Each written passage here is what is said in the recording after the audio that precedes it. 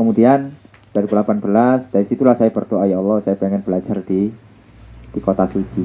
Jadi berdoa saya ketika itu di hari-hari Arafah, itu hari, waktu, ya, tempat, itu semuanya mustajabah. Orang yang berdoa di hari Arafah itu pasti dikabulkan oleh Allah Subhanahu wa taala. Ya meskipun pengkabulannya beda-beda, ada yang langsung, ada yang ditunda, ada yang nanti disimpan di akhirat. Tapi insya Allah mustajabah. Ya, kalau saya berdoa itu, pokoknya berdoa apa saja lah saya. Banyak yang kita minta kepada Allah Subhanahu wa taala. Akhirnya itu eh, 2018 itu kita masih menjadi tamu di Madinah. Kita tidur di sana juga, kita tidur di sana, ya. Ya pindah-pindah lah, ya 3 hari di sini, 3 hari di sini. Ya penting kita terus jadi tamu gitu. Jadi disediakan makan terus gitu kan. Jadi kalau kita 1 bulan muak orang tuh lihat kita kan. Kalau kita 1 bulan di kamar dia muak dia. Ya akhirnya kita siasati aja 3 hari sini. Kan bertamu itu kan batasannya 3 hari. Nah 3 hari sini, 3 hari sini. Jadi status kita itu masih tamu terus gitu loh. Tapi di tempat yang berbeda. Itu yang harus kita siasati. Ya. Jadi itu juga hemat pengeluaran, ya, hemat pengeluaran, ya kan. Salah satu trik juga, ya. Akhirnya dan kita juga bisa merasakan, ya kawan, atmosfer, ya, ketika kita nginep di Madinah itu luar biasa. Makanya saya itu apa ya, ghibtoh. Kalau iri bukan iri ya, ghibtoh, bahasa ghibtoh itu pengen sekali gitu, pengen seperti orang yang sudah belajar di sana. Jadi ghibtoh itu rasa kecemburuan tapi yang positif, ya. Raja kecemburuan pengen seperti dia. Misalnya antum HP 30 juz, saya masih juz 30 misalnya. Nah, saya ghibtoh pada antum. Ya, bukan iri, bukan hasad. Saya ghibtoh pada antum, pengen saya bisa HP 30 juz. Ya, gitu. Nah, itu ghibtoh. Tapi kalau hasad, iri itu konotasinya buruk. Kalau ghibtoh ini yang positif-positif. Misalnya antum rajin ke masjid, soft pertama terus. Ya, dari mulai kecil sampai besar. Nah, anak ghibtoh sama antum. Kok bisa antum istiqomah kayak gitu. Nah itu kayak gitu, itu gitu. Makanya saya gitu pada teman-teman yang sudah di Madinah. Masya Allah kenikmatan luar biasa ya kawan. Di Madinah itu, ya, oleh karenanya ada suatu ungkapan, di Madinah itu kita hanya mendapatkan 2 hal, ya, antara nikmat dan amanat. Kalau nikmat insya Allah semuanya kita dapati, ya. Kita berangkat ke sana gratis, sampai di sana masih dikasih uang lagi. Per bulan kita digaji, ya, gaji kita di atas UMR, ya, hampir 4 juta 1 bulan, ya. Kalau antum belajar di sini bayar SPP, kalau antum belajar di Madinah dibayar, ya. Antum bisa setiap hari sholat di Masjid Nabawi gratis, ada bis disediakan di kampus, ya. Kemudian makan tidak bingung, ya. Ya meskipun menunya itu aja tapi insya Allah kenyang, ya. Ayam lagi, ya. Menunya itu ayam lagi, ya. Ada daging lagi. Nah itu aja menunya. Cuma ya namanya gratis, masa kita mau, ya. Kalau tempe lagi nggak ada, ya. Tempe lagi nggak ada. Ikan lagi, ya. Kayaknya nggak pernah saya jumpai, ya. Tapi ayam, daging, nah itu aja. Insya Allah itu sudah kenyang. Kemudian apalagi kenikmatannya, kita bisa duduk di Masjid Nabawi. Kita mau umroh seminggu sekali bisa, ya. Ya hari Kamis biasanya teman-teman berangkat dari sana, habis Jumatan itu sekalian sholat Jumat di Masjidil Haram, habis itu pulang. Karena dari Madinah ke Mekah itu perjalanan 6 jam, seperti Pekanbaru ke Bukit Tinggi, ya, 6 jam. Itu normal insya Allah, ya. Jadi bisa umroh setiap minggu, setiap pekan, ya kan. Kalau setiap hari nggak bisa karena kan kuliah, ya. Jadi bisanya hari-hari libur. Kemudian kita masih bisa haji gratis, ya kan. Kita umroh ya bisa aja umroh gratis. Tapi biasanya teman-teman masih bayar lah. Itu pun bayarnya murah, 250.000 lah, ya. Bisa umroh setiap pekan, ya. Alhamdulillah, itu nikmat. Belum hanya itu saja. Setiap musim panas kita diberi tiket untuk pulang liburan, ya, pulang liburan ketemu keluarga, kalau sudah nikah ketemu istri dan lain sebagainya, ya. Jadi itulah kenikmatan di Madinah yang bisa dilihat, ya, yang bisa, ya, itu secara kasat mata. Belum kenikmatan ketenangan bisa hidup bertetanggaan dengan Rasulullah Sallallahu Alaihi Wasallam. Kita bisa melihat sejarah-sejarah yang ada di sana. Ya, di sana ada makam Rasulullah SAW, di sana ada makam syuhada Uhud. Kita bisa melihat masyhad bagaimana dahulu perjuangan para sahabat, kita bisa lihat langsung. Itulah Gunung Uhud yang mana dulu pernah terjadi peperangan Uhud. Yang mana itu ada Gunung Rumat. Disitulah ya pasukan-pasukan panahan yang mana kaum muslimin ketika itu kalah. Ya, ketika kita bercerita itu, kita lihat langsung itu lebih mengena. Iman kita lebih bertambah. Bagaimana kita bisa ziarah ke Baqi. Ya, itu di situ kuburan terbesar di Madinah, kuburannya para sahabat Nabi Muhammad SAW. Ya. Kita bisa ziarah lagi ke Masjid Quba. Masjid Quba itu masjid yang pertama kali dibangun di atas takwa.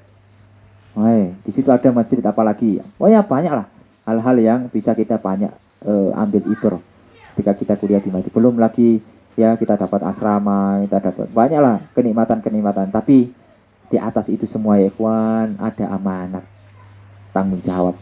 Jadi bukan antum hanya sekedar dikasih nikmat, tapi itu amanat ya ikhwan. Kalau antum sia-siakan, dosa besar. Kalau antum tidak menggunakan dengan baik, dosa besar. Akan dipertanggungjawabkan di hadapan Allah SWT. Kalau antum pulang nggak jadi dai, tidak menyuruhkan umat kepada tauhid, bahaya.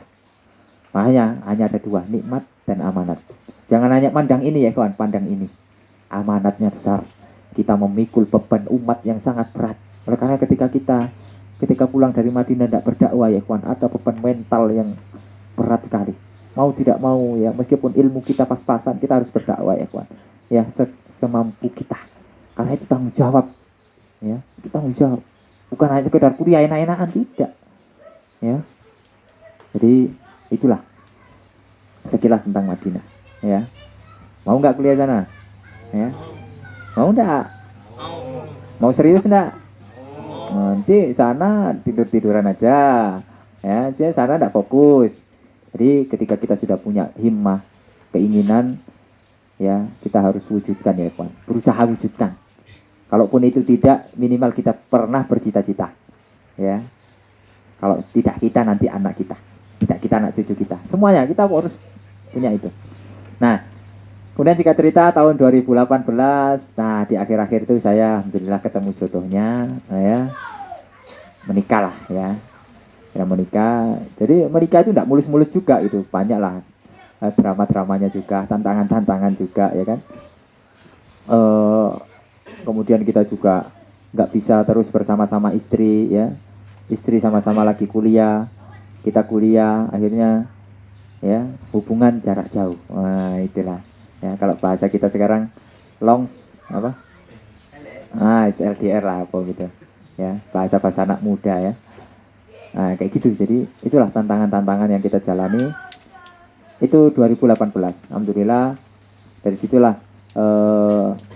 kehidupan saya mulai bersemangat lagi ya. Nah itulah, karena semangat, di balik laki-laki yang semangat, di belakangnya ada wanita yang menyemangati ya, ada yang mendorong. Nah, mulai kalau antum sudah galau-galau, udah nikah. Nah, antum nggak galau lagi ya. Jadi obat galau nikah. Obat galau Al-Quran dan nikah. Nah, kalau Al-Quran sudah mentok, tetap start menari-nari terus, sudah nikah itu. Awalnya obat galau itu Al-Quran. Ada pikiran macam-macam, Al-Quran baca. Masih ada lagi, itu nikah itu. Itu sudah akut. Nah, sudah studium berapa itu? 4. Nah, kalau masih studium 1 masih bisa dilawan dengan baca Al-Quran, sholat malam, dengan puasa ya, fitnah-fitnah itu. Tapi kalau sudah akut, nah dah ya nikah, nggak masalah. Karena itu menyelamatkan agama kita ya kawan, daripada kita terjatuh dalam dosa besar, daripada kita terjatuh ke dalam hal-hal yang haram. Itu malah membuat hati kita tidak tenang, membuat kehidupan kita yang kurang berkah ya. Akhirnya itu nikah. Kemudian alhamdulillah Allah titipkan ketika itu seorang anak di dalam rahim istri. Tapi qadarullah Allah ambil lagi. Dari situlah kemudian saya pernah mengalami juga kehilangan uang yang sangat banyak sekali. Menurut saya banyak ya, hampir 20 juta ketika di Kairo. Itu uang orang, jadi hilang. Saya tidak tahu hilang kemana. Itulah cobaan bertubi-tubi ya. Saya terus kemudian introspeksi diri ya, ini mungkin mengurangi dosa saya, mungkin saya banyak dosa. Tapi saya juga husnudzon sama Allah. Ada apa di balik ini semuanya? Ya, ada apa? Tapi di pertengahan 2019, ya, saya sudah memasuki semester 7 di Universitas Al-Azhar. Ya, nama saya itu ya kawan, diterima di Madinah. Nama saya ada. Ya, sebelumnya itu nama saya tahun sebelumnya tidak ada. Tapi kemudian dikabari sama tawan, coba antum cek nomor pendaftaran antum. Walhamdulillah, nama saya ada di situ. Saya mau nangis bingung, mau ketawa juga bingung, mau ya senang bingung, sedih bingung, pokoknya bingung. Mau ngapain saya ini ya? Rasanya itu campuran ya kawan. Ya, sedihnya saya harus meninggalkan Mesir yang sudah selangkah lagi, bingungnya, senangnya ya karena Madinah itu yang kita impikan dari dulu semenjak 5 tahun yang lalu. Kemudian ya pokoknya ruwet lah, banyak pikiran-pikiran yang, tapi alhamdulillah lah Allah kasih semuanya itu kemudahan. Saya terus berazam untuk bisa kuliah 2 negara. Jadi saya berangkat ke Madinah 2019. Kemudian di sela-sela saya di Madinah saya berangkat lagi ke Mesir untuk menyelesaikan S1 saya. Alhamdulillah Allah berikan kemudahan sampai selesai. Jadi saya tidak motong. Ya, jadi saya tidak motong. Alhamdulillah saya ikuti semua proses-proses ujian dan sebagainya. Dan kuliah saya di Madinah juga sekarang sudah masih berlanjut. Sekarang memasuki semester 4. Ya, kalau di Mesir kita takhususnya di fikih, kalau di Madinah kita takhususnya di hadis. Ya, maka itulah dengan kita banyak belajar ya ikhwan, kita mengetahui hakikat diri kita. Hakikat diri kita sebenarnya bodoh. Kita tidak tahu apa-apa. Ya, oleh karenanya dengan banyak belajar itulah kita tahu bahwasanya kita itu memang bodoh, sehingga kita bisa semangat belajar. Kita bisa semangat dengan kemampuan yang terbatas, dengan fasilitas yang terbatas, tapi kita bisa berprestasi. Itu nikmat luar biasa. Ya, mungkin itu yang bisa kita sampaikan. Ya, kita lanjutkan dengan tanya jawab. Kalau ada yang ditanya, ya silakan. Ya, kalau yang tidak ada, ya apa-apa. Ya, nanti saya yang tanya. Nah, gitu. Yang akhwat pakai kertas saja. Yang ikhwan boleh langsung angkat tangan. Kalau pakai angkat tangan biasanya malu, nggak apa-apa pakai kertas saja, ya biar nggak ketahuan siapa yang nanya.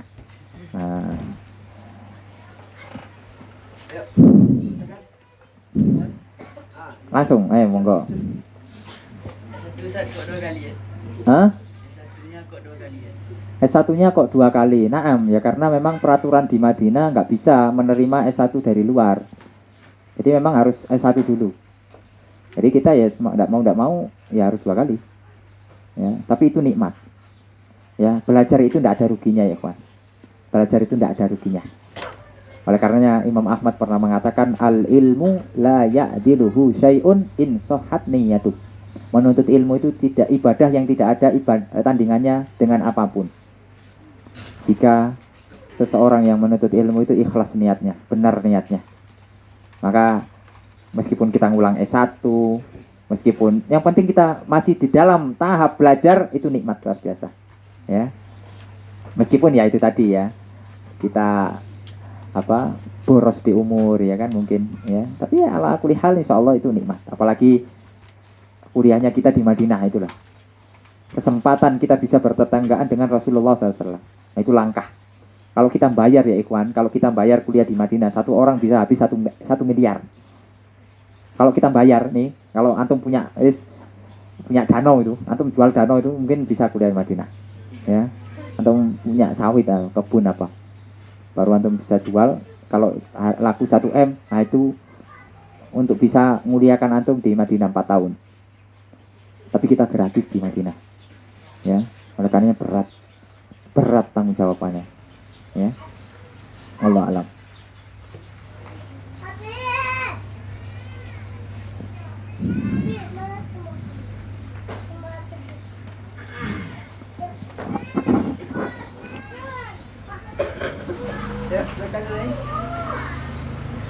Ada yang lagi? Ada yang tanya lagi? Ya. Yang tanya dapat hadiah. Biar semangat. Ini tadi yang nanya dapat hadiah. Nanti kalau kurang, saya masih bawa hadiah lagi di dalam sana. Silakan.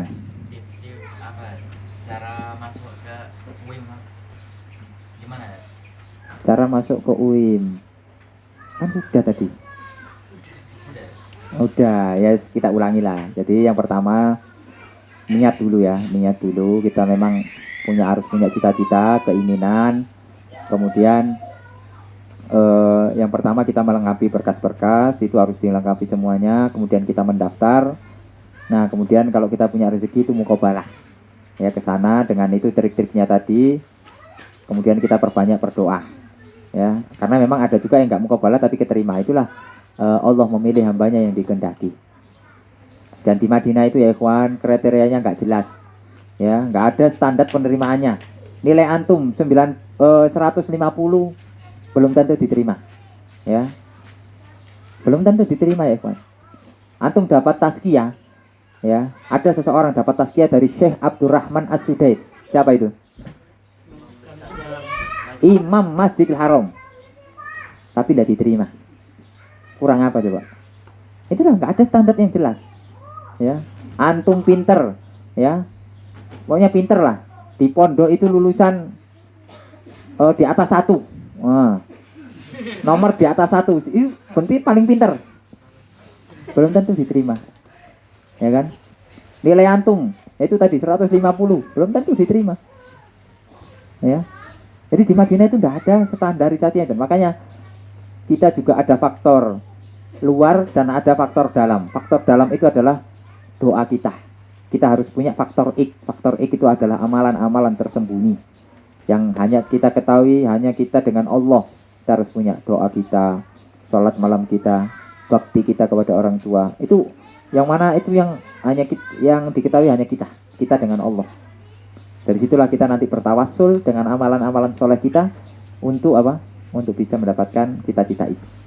Ya. Jadi itu salah satu yang harus kita lakukan, trik-trik yang harus ini. Kemudian kita juga harus ya kayak gini, banyak sharing ya kan, sehingga bisa mendapatkan pengalaman-pengalaman yang banyak ya, sehingga kita bisa tergambar. Ya minimal sekarang dulu ya, anak itu baru tergambar. Makanya anak ketika disuruh memberikan sharing kepada teman, itu saya senang sekali. Karena biar teman-teman tuh tidak merasakan seperti saya. Saya itu dulu yus apa ya, nyari sendiri gitu. Nggak ada orang yang membimbing saya, kemudian harus kayak gini, harus kayak gini. Maka ketika antum ya anak memberikan arahan kayak gini, ini tuh senang sekali. Ya, agar antum semua tidak merasakan seperti saya, karena antum punya gambaran lah. Minimal antum punya apa yang harus dicapai nanti ya. Minimal sudah ada coret-coretannya. Oh, harus kayak gini nanti, harus kayak gini. Nah, itu. Nah, di buku saya itu insya Allah sudah ada panduan-panduannya ya, antum harus tinggal ikuti nanti kalau mau daftar online ya, insya Allah lah ya. Semoga antum kalau misalnya usahanya sudah maksimal, berdoanya sudah maksimal, tinggal semuanya kita serahkan kepada Allah ya. Wallahu a'lam. Nah, itu dapat hadiahnya. Mana yang hafal? Nggak ada? Pakai kertas saja kalau yang hafal. Saya kurang dengar. Itu kuliah antar dua negara itu ada kendala yang kesulitan nggak? Nah, ketika itu pas anak jalani setahun terakhir ini kuliah dua negara, itu yang paling kesulitan menurut saya yaitu tadi mikirnya Pak. Mikirnya itu subhanallah luar biasa ya. Itulah otak kita belah-belah sedikit lah, kita sedikit. Ya bagi-bagi, yang ini mikir sini, ini mikir sini. Tapi itulah kita selalu meminta taufik. Kemudian yang kedua adalah masalah ongkos biaya. Kalau kita ke Mesir itu mahal juga. Ya bolak-balik 2 kali kemarin tuh kita habis banyak juga. Tapi karena Allah Subhanahu wa taala yang bantu ya, insya Allah ringan lah ya. Ada saja rezeki, karena kita juga selalu minta doa sama orang tua ya, itu semuanya insya Allah dimudahkan ya. Jadi kendala-kendala itu ya itulah, mudahkan kendala yang besar. Kalau untuk yang lain-lain insya Allah bisa diatasi lah. Mungkin administrasi ya enggak. Kalau di Mesir itu ya kawan, rata-rata negeri Arab itu semua administrasinya serba ribet. Ya, kalau di Mesir karena di Mesir itu lebih di Mesir. Kalau di Madinah insya Allah ya meskipun ada juga ribetnya, cuma sekarang sudah online sistemnya. Jadi mudah. Tapi kalau di Mesir itu semua serba offline. Ya, saya pernah itu hampir nangis. Saya sudah nunggu. Saya sudah berdiri di depan untuk ngurus, untuk buat, kalau nggak salah mau buat kartu pelajar. Setiap tahun kan harus buat itu, perbarui. Itu saya sudah nunggu sekitar mungkin berdiri 6 jam. Sudah giliran saya besok katanya. Gimana nggak sakitnya itu di sini ya Ikhwan. Ya, itu sakitnya di sini itu. Saya mau nangis ya malu, masa nangis ya. Itu wengkel saya mau marah mau apa pokoknya. Ya. Tapi nggak ada yang dimarahin gitu loh. Ya marah diri sendiri aja. Mau ngumpat juga nggak boleh gimana ya. Pokoknya dongkol istilahnya. Dan itu bukan hanya satu kali ya Ikhwan, berkali-kali. Karena prinsipnya orang Mesir itu kalau sudah mereka kalau bukanya itu nyantai-nyantai. Harusnya buka jam 8, mereka nyantai-nyantai, kadang jam 10 baru buka. Tapi kalau jam tutup mereka paling disiplin. 12 ya 12. Lewat 1 nggak mau dia. Nah itu ya Allah. Dan pelayanan mereka sambil ngopi-ngopi, sambil ngeteng, ngerokok gitu. Ya Allah. Ya, kadang kita gimana ya? Ya.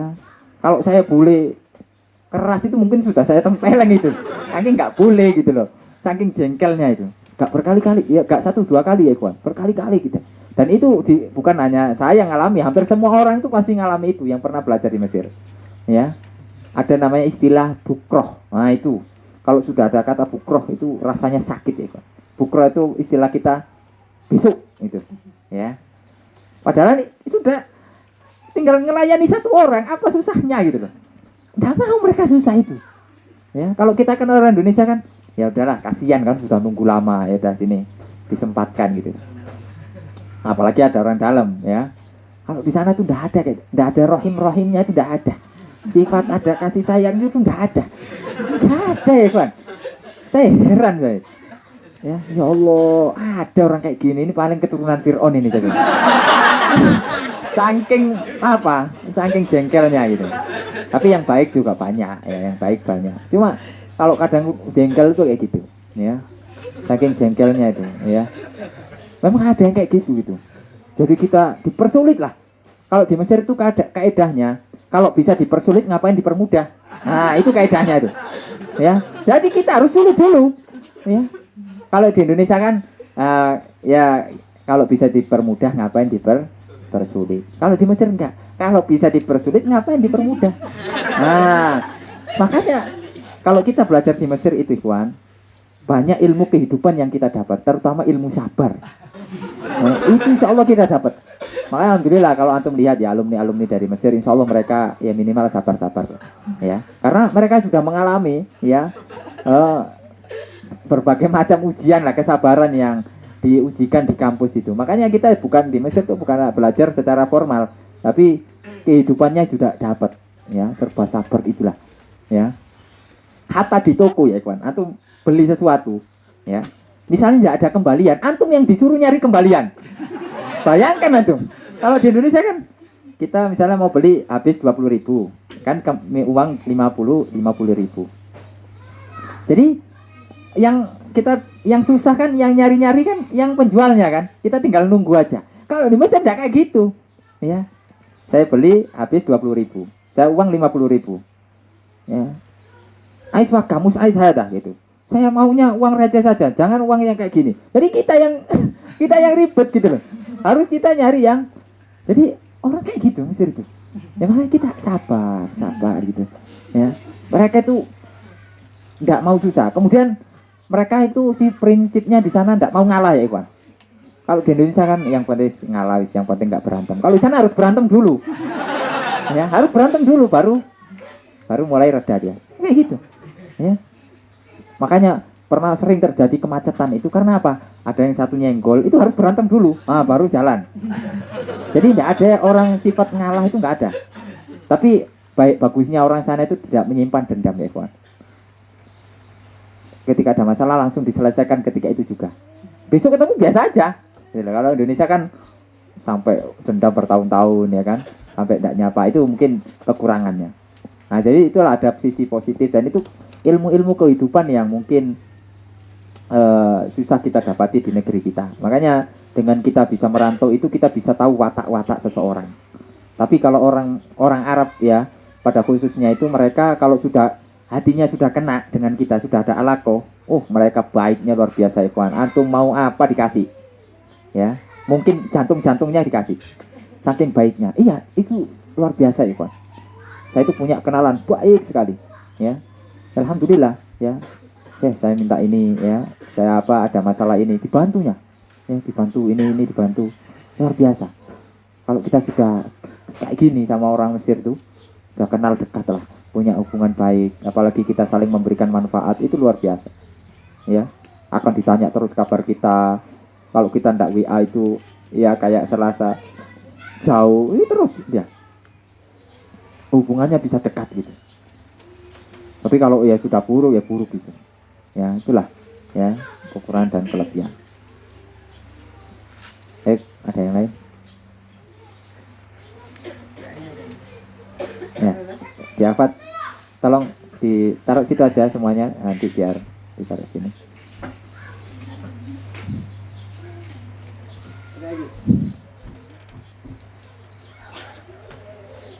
Itu yang tadi dulu, yang angkat tangan. Di Madinah ada fakultas apa aja? Oh, di Madinah sebenarnya di buku itu sudah ada. Jadi di Madinah itu kalau yang agama ada 5 fakultas syariah, dan ini kuliatul jumhur.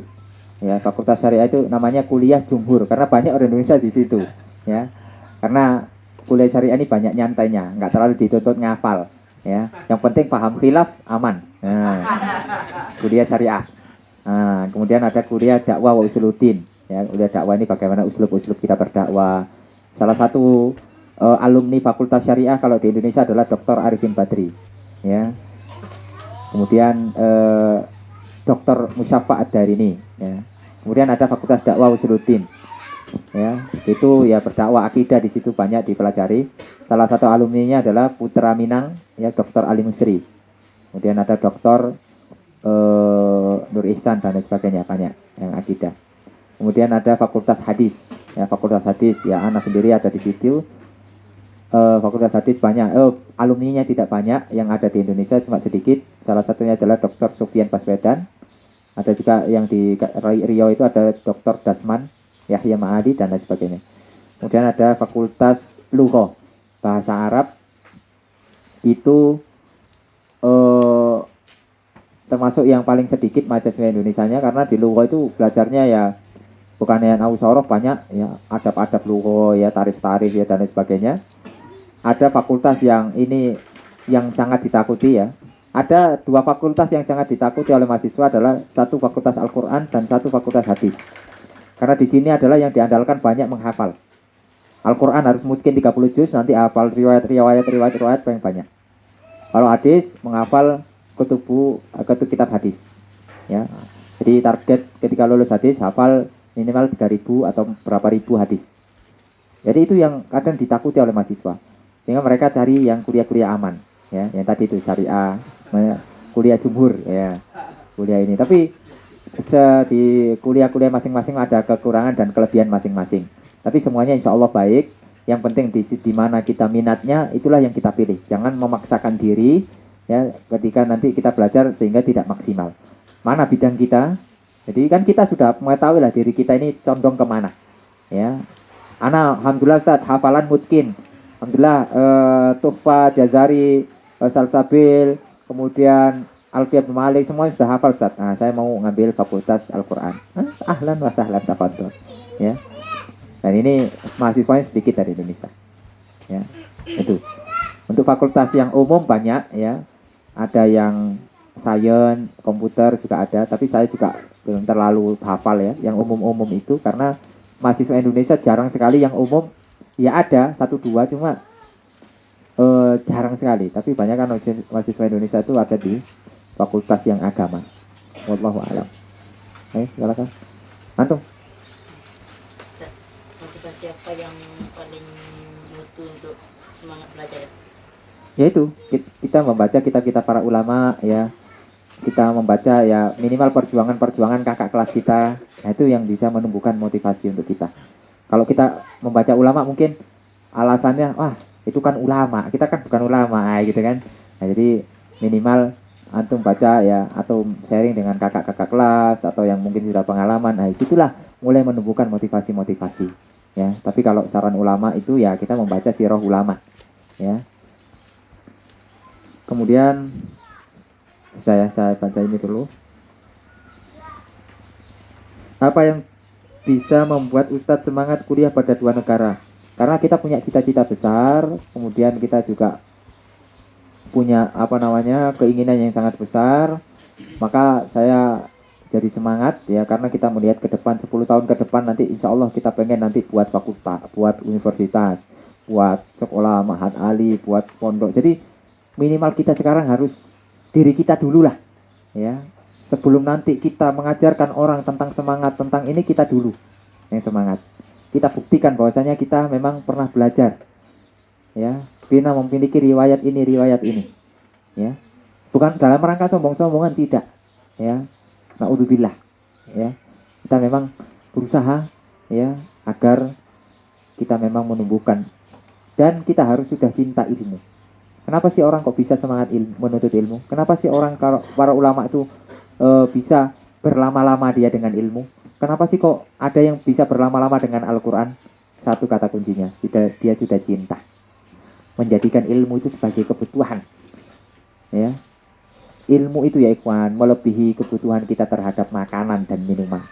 Kalau orang sudah cinta kepada ilmu, kalau dia sehari tidak dapat ilmu, gelisah hatinya, ada yang kosong dalam dirinya ya. Maka kita tumbuhkan rasa cinta itu, maka kemana saja kita akan semangat ya, di negara mana saja kita akan semangat insyaallah ta'ala.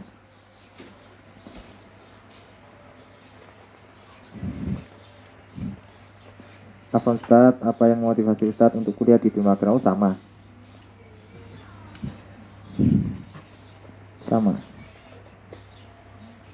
Bagaimana Ustadz bisa meluruskan niat sampai ke Mesir dan ke Madinah? Yaitu tadi, kita luruskan niat itu ya, membersihkan diri kita dari tujuan selain Allah Subhanahu wa taala. Ya, itu bisa mengobati, bisa membersihkan diri kita dari hal-hal yang merusak niat. Kemudian dikatakan bisa kita merealisasikan niat itu, kata Syekh Shalih Utsaimin, minimal dengan 4 hal. Kita niat dalam menuntut ilmu, raf'ul jahli an nafsi, kita mengangkat kebodohan dari diri kita.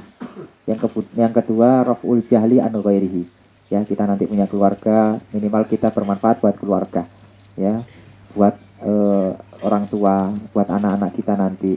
Kemudian kita niatkan dalam menuntut ilmu itu untuk menghidup-hidupkan ilmu, ihyaul ilmi. Karena ilmu semakin akhir ya, sampai ke sini itu semakin hilang. Semakin sedikit ahli ilmu, semakin banyak orang-orang jahil. Ya. Wa idza lam yubqi aliman ya, ittakhadhan nasu ru'usan juhala. Dalam sebuah hadis, kalau sudah tidak ada orang yang alim, orang manusia akan menjadikan pemimpin-pemimpin mereka orang-orang yang bodoh. Fasu'ilu, kemudian masyarakat mau tidak mau ya, karena orang bodoh itu naik, ditanya. Fa'aftau bi ghairi ilmin, kemudian dia berfatwa tanpa ilmu. Ya, fadhallu wa adhallu, dia sesat, menyesatkan orang lain. Maka kita niatkan dalam ini menghidupkan ilmu agar kita tidak sesat ya. Karena salah satu faedah kita menuntut ilmu, kita bisa membedakan yang hak dan yang batil ya. Apakah sama orang yang berilmu dan orang yang tidak berilmu? Tidak sama ya. Kemudian yang keempat, kita menuntut ilmu lil amali bihi, untuk diamalkan. Bukan hanya sekedar menuntut ilmu itu ya, hanya sekedar pengetahuan, hanya sekedar, bukan itu ya kawan. Ada hal yang besar. Menuntut ilmu adalah wasilah, sedangkan ghoyah adalah amal. Tujuannya itu amal ya. Menuntut ilmu tidak diamalkan, sia-sia ya. Harus ada prioritas, amalan-amalan yang harus kita lakukan. Di situ kita harus tumbuhkan agar kita bisa terus meneruskan niat. Kalau sudah belok niat kita kemana-mana, nah kita kembali lagi ke niat yang awal. Belok lagi, nah itulah setan akan berusaha terus ya. Oleh karena Sufyan Ats-Tsauri pernah mengatakan, ma'alajtu syai'an asyadda alayya min niyati, aku tidak pernah mengobati sesuatu yang paling berat daripada niatku. Kenapa? Li'annaha tataqallabu alayya, karena niat itu berbolak-balik dalam hatiku. Sekarang saya ikhlas, belum tentu 1 menit lagi saya ikhlas. Bisa jadi saya riya, bisa jadi saya sum'ah, bisa jadi itu. Oleh karena diterus tajdid ya, diperbarui niatnya kembali lagi. Ya, karena setan itu akan terus berbisik. Ya. Akan terus berbisik. Ada niat-niat dunia yang akan menghantui kita. Udah ayolah habis 30 juz lah. Nanti insya Allah lah dapat akhwat cantik lah nanti kan yang laki-laki. Yang akhwat juga insya Allah lah. Yang kalau habis 30 juz nanti dapat ikhwan yang ganteng ya. Ikhwan yang kaya misalnya. Jadi ada dunia-dunia yang diharapkan.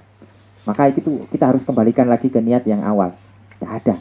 Kita tidak boleh ya ikhwan. Kita harus berusaha mengosongkan keinginan-keinginan dunia dalam diri kita dalam menuntut ilmu. Karena insya Allah kalau kita menuntut ilmu, kita harus yakin pasti dunia akan kita dapat. Pasti. Tidak usah kita berharap-berharap.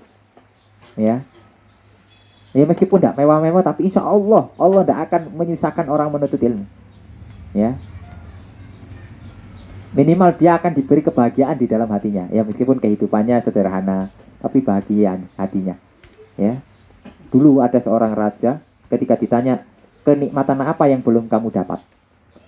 Ya, seorang raja punya segalanya, punya uang banyak, punya kekuasaan, mau kemana saja bebas. Satu, kata dia, kenikmatan yang belum saya rasakan. Saya bisa duduk di kursi di sini. Kemudian melingkar di bawah saya adalah para penuntut ilmu. Itu belum dinikmati. Nikmat itu belum dirasakan oleh raja. Ya, yaitu ada orang mengambil ilmu darinya. Orang mengambil hadis darinya. Ya, oleh karena kalau kita sudah dipilih oleh Allah jadi orang yang berilmu atau penuntut ilmu, maka kita harus jaga. Ya. Karena kalau kita memang himmahnya ya, mangkanat ya, hammuhu akhirah ya. Siapa yang himmahnya, keinginannya adalah akhirat. Ya. Wa atatid dunya wa hiya raghimah. Dunia itu akan datang kepada antum. Ya, bukan antum cari dunia, dunia akan datang kepada antum. Wa hiya raghimah. Dunia itu datang dalam keadaan hina di depan kita. Kita sampai nolak-nolak. Enggak. Itulah orang berilmu ya, ikhwan. Ya. Malik bin Dinar. Malik bin Dinar salah seorang ulama besar. Orang ahli ilmu, namanya dikenal di mana-mana. Itu ulama besar. Ya. Pada suatu zaman ya, pada waktu beliau itu ada wanita yang sangat cantik dan dia keturunan konglomerat, punya jabatan keluarganya. Jadi pokoknya terpandang lah ya wanita itu di masyarakat ketika itu. Nah, akhwat itu mau dinikahkan sama seseorang, sama bapaknya, bukan sama Malik ya, bukan sama Malik bin Dinar, tapi sama seseorang. Tapi akhwat itu kok galau gitu kan, kok kayak tidak setuju ya, kok kayak tidak seneng gitu kan, tidak semangat gitu ya. Akhirnya ditanya, kenapa kamu tidak mau dinikahkan sama fulan ini? Nah, apa yang kamu inginkan? Saya suka dengan Malik bin Dinar.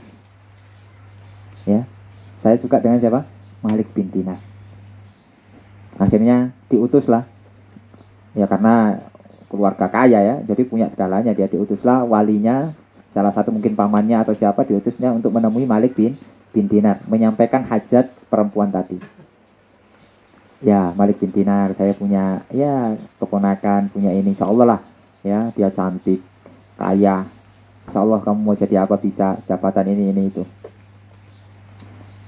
Kalau kita di posisi Malik bin Dinar gimana ikhwan?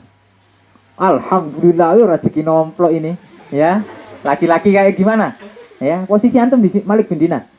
Ya, ada akhwat cantik, kaya raya, ya. Ini kaya rayanya bukan hanya sekedar punya rumah ya, ikhwan, punya segalanya. Ya, bukan kaleng-kaleng. Ya. Jabatannya tinggi, mau pokoknya mau jadi apa bisa. Apa sikap antum? Ya. Sikap antum pasti wah, ini rezeki nomplok ini, sia-siakan, sayang sekali ini. Harus saya manfaatkan kesempatan ini. Saya mau, wah langsung kayak gitu. Ya, kalau antum ya. Mungkin Anda juga gitu kan. Ya. Tapi Malik bin Dinar ya ikhwan, punya harga diri ya ikhwan, ahli ilmu. Ini bukan ikhwan kaleng-kaleng ini, ya. Malik bin Dinar ikhwan sejati. Ya. Pantaslah banyak orang yang mau sama dia. Karena keilmuannya, karena kewaroannya. harga dirinya tinggi ya ikhwan.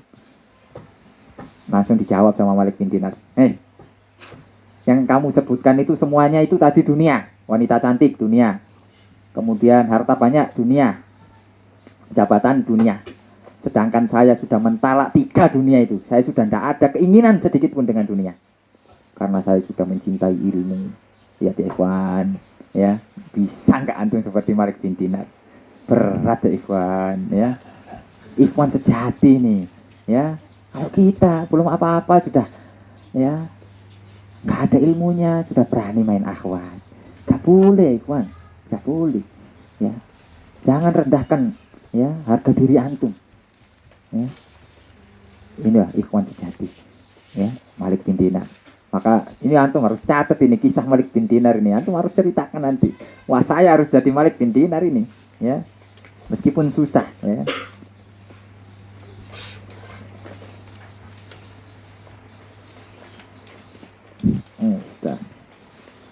Afan Ustadz, mukobala itu apa Ustadz? Ada yang tahu. Mukobala itu bahasa kita tes wawancara, ya. Tes apa? Wawancara. Mukobala dari kata kobala, dari kata kobala itu ketemu, ya, bertemu, ya. Kemudian kalau di bahasa kita ya tes wawancara. Nah, dulu ada rutin, ya, rutin itu Syekh datang ke sini ke Indonesia, tapi beberapa tahun ini, ya, itu sudah ditiadakan. Sehingga ya kalau jalan satu-satunya ya kita umroh mukobala. Ya kita umroh ke sana, kita datang sendiri ke sana. Nah, itu pun kalau ada rezeki. Jadi kalau misalnya nggak ada, cukup kita murosalah. Murosalah itu kita cukup ngirim berkas melalui online itu, kemudian kita tawakal sama Allah SWT. Jadi kalau misalnya bisa ada rezeki lebih, maka kita bisa berangkat ke sana. Ya, udah nggak ada lagi. Ya, ini nanti dihitung nih. Akhwat nih dapat hadiah semua ini nanti. 4 ya. Siapa? Antum. Ntar gantian ya. Kan ada pernah dapat info kalau di Madinah itu ada batas umur dan batas apa namanya setelah keluar dari sekolah. Iya, ijazah, kadaluarsa ijazah ya. Nah, itu umur berapa dan ijazahnya berapa tahun? Nah, memang ada ya pembatasan, sebenarnya itu apa ya? Cuma formalitas sih kalau menurut Ana ya. Soalnya banyak teman-teman saya itu, anak satu kamar itu dia mahasiswa baru, dia umurnya 29. Ya, memang formal itu terbatas di usia 25. Ya, ijazah nggak boleh lebih dari 5 tahun. Ya. Tapi realitanya meskipun ya tidak banyak, realita yang ada yang umur 29, ada yang umur 31 itu baru diterima. Ya, tapi ya meskipun kita sudah berumur, tapi ya jangan putus asa lah. Ya. Yang selama masih kita berkasnya lengkap terus saja daftar, nggak masalah. Meskipun umur kita sudah mungkin 50, ya. Ya, mungkin sudah 40 ya, nggak masalah. Yang penting ya sudah ada usahanya, ya kan? Kalau nggak kita ya nanti anak kita. Gitu aja. Jadi memang formalitas usia 25, ya, sama ijazah 5 tahun. Tapi dalam realnya, yaitu saya satu kamar dengan orang Amerika. Itu dia usianya sudah 29. Ya. Tapi memang kalau luar negeri itu mungkin beda mungkin ya, peraturannya beda dia. Karena orang luar negeri itu ketika ada orang yang mau belajar itu sudah nikmat. Sudah mau belajar Islam itu kan sudah nikmat luar biasa, maka mereka ditampung. Banyak dari teman-teman kita dari Prancis, dari Amerika, dari Inggris, dari Spanyol itu rata-rata mualaf. Ada teman saya itu dari Amerika juga. Jadi dia itu seluruh badannya itu penuh tato ya ikhwan. Ya, tato dia. Mukanya itu ada tatonya.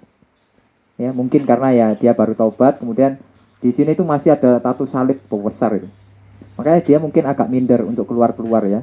Sehingga dia itu keluarnya cuma ke kampus. Ya untuk keluar-keluar jauh dia mungkin agak minder. Karena memang kalau kita mungkin lihat zahirnya, ya mungkin orang ini mantan bejat lah istilahnya gitu kan. Tapi itulah Allah pilih. Ya Allah berkeinginan kebaikan bagi dia sehingga dia bisa memperbaiki dirinya dan dia orang yang rajin. Kebetulan dia kamarnya tidak jauh dari kamar saya. Memang dia orangnya rajin. Ibadahnya rajin, belajarnya rajin. Tapi mungkin kesulitan ya untuk menghapus itu karena memang menghapus tato itu kan butuh proses ya, Bang. Ya, butuh proses sehingga memang ketika kita itu sebuah ibro juga, kita tidak bisa menghukumi orang dari luarnya, ya, dari fisiknya. Bisa jadi dia lebih bertakwa daripada kita. Ya. Wallahu alam.